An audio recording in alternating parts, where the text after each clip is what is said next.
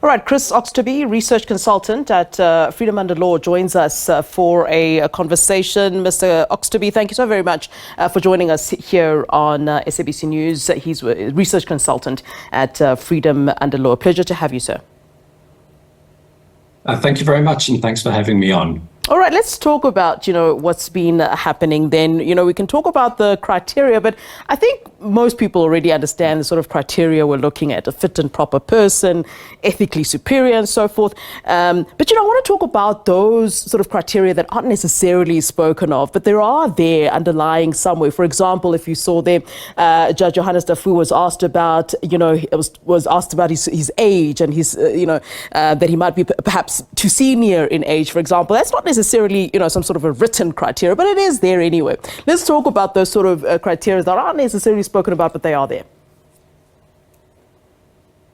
Yeah, I mean, the whole question of criteria, as you have noted there, is something that people who watch the JSC have been talking about for a long time, because it's been a significant criticism of the JSC's practice that there hasn't been enough detail about what they're actually looking for, and that's meant that the interview process has often been quite uneven. Candidates have sometimes been ambushed. It's not been clear what to expect from the interviews.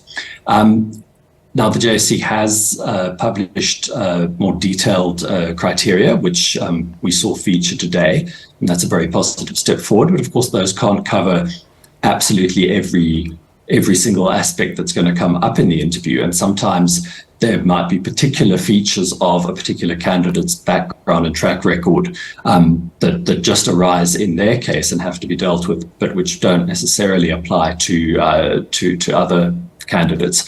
So obviously, as you point out, in some cases, age is going to be an issue because there are mandatory retirement ages when judges have to leave the bench. Yeah. In some cases, there might be age on the other side where someone's very young and might be felt to be too young and not have enough experience. So all of these really are things that the JSC will have to take into account. I think the important thing in terms of the process is that it's asked fairly consistently, that candidates are not ambushed or not taken by surprise, and that the criteria that are being applied are not, are not ones that are problematic under our constitutional scheme. And I believe that there have been, some sort of improvements. The JSC, based on the criticisms that you're in fact talking about, there had been some backlash about the fact that, in the past that, candidates were not perhaps assessed properly, and that might have been due to the fact that people questioning them were not necessarily having some sort of, legal experience. I understand that now that the questions are seen to have, or will seem to have, more depth, given the fact that you now have members of the commission which, include lawyers. Are those some of the measures that, are perhaps a step in the right direction when it comes to finding, the right people and the purpose driven for those particular roles that they are being interviewed for? Yes, I mean, that's certainly the idea. I think a couple of things have happened together with the JSC in recent years, and there were some very controversial interviews around 2021, 2022, which probably marked the lowest point for the commission. And I think part of what's happened is that certain members of the commission have also taken the view that changes needed to be made. And my suspicion is that there's a group of new lawyers on the commission who take this need for reform very seriously. And I think have quite likely been part of pushing for the process of developing criteria. And the JSC has now at the same time gone ahead and developed criteria to really flesh out what they are looking for more. I think it's early days to say definitively how much difference this is going to make to the process. We're one day into a 5-day process this week. But I think there are definitely some encouraging signs for change. I think the sight that we had in years past, where candidates would be completely taken by surprise and ambushed, we're not seeing that at the moment. And we're actually seeing a couple of instances today where candidates themselves are answering questions by referring back to the JSC's criteria and assessing their own candidacy in light of that. I think that's really important, and that's really good, so that everyone's on the same kind of page and has a common understanding of what the basis of these inquiries is. So definitely some positive signs. Yeah.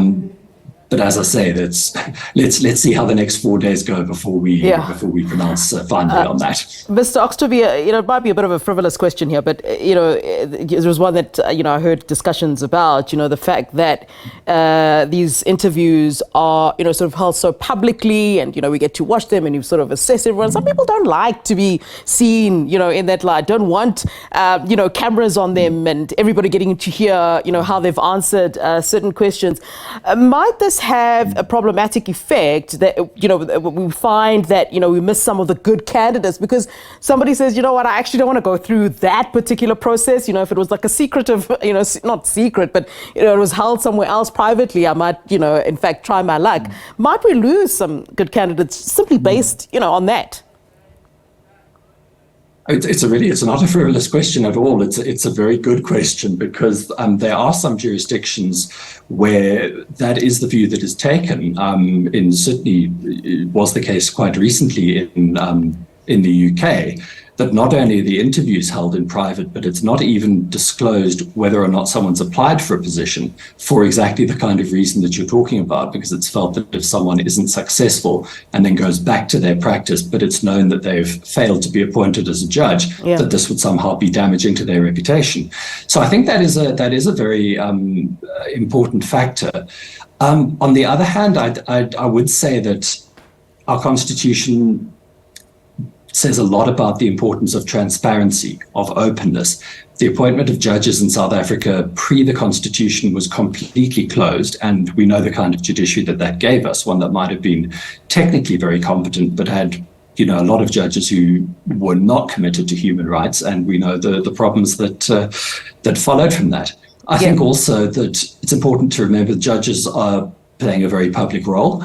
One might well make the argument that if they're not willing to handle that level of scrutiny at the interview stage, well, maybe a judicial role in this country with the scrutiny that is going to bring with it isn't going to be right for them either. What this again comes down to is the importance of the more fair, transparent and clear the process of appointing them is, the less likely the public interview process is to descend into the kind of farce that I think your question is raising a concern about. Is it advisable, for perhaps a judge to maybe pull out mid-interview? I mean, we saw that happening with, I believe, Judge Bushilo. It might have been the Concourt interviews, where I think one of the questions he said it was something pertaining to the wife, if I remember correctly, and he said, "You know what? That's it. Thank you very much." Is that advisable? Obviously you won't get the position after that, but I mean, I'm just thinking about what you're saying in terms of, judges thinking, some of these questions or, some of my answers, might ruin my reputation. Could that, possibly be the best option? It has happened once or twice. It doesn't happen often. I think that ideally, if someone's going to withdraw, it should happen before the interview, because obviously there is potentially a bit of a reputational issue if you are seen in public to appear, be interviewed, and then pull out. What has happened on the occasions when that kind of situation has occurred is that I think a candidate might know there's an issue or a question coming, but they might think that they're going to be able to weather it. And then the way the interview goes makes it clear to them that actually I'm not going to persuade the commission. Usually the commissioners will encourage the candidate to withdraw. The best option to do that.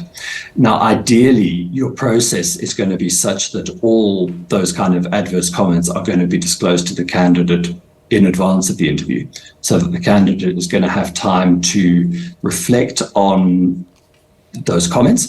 They're going to have time to consider what they're going to say about them, and they're going to have the chance to consider whether or not they should still go forward with the interview. So preferably, if there is some issue that is still outstanding that needs to be resolved, they'll withdraw before the interview, sort it out, and then hopefully be able to come back in the future. We, in fact, had one of the candidates who was going to be interviewed today, who was shortlisted, withdrew before the interviews. So that's the more normal way for it to go about, but sometimes the quirks and the nature of this process means that something either comes up or something transpires in a way during the interview that the candidate maybe didn't realize or foresee. All right. And then I think most lawyers know to take a good hint when it's time to pull back. All right. Chris Oxtoby, thank you very much for giving us your time. I appreciate your insight indeed. Research consultant at Freedom Under Law, Chris Oxtoby.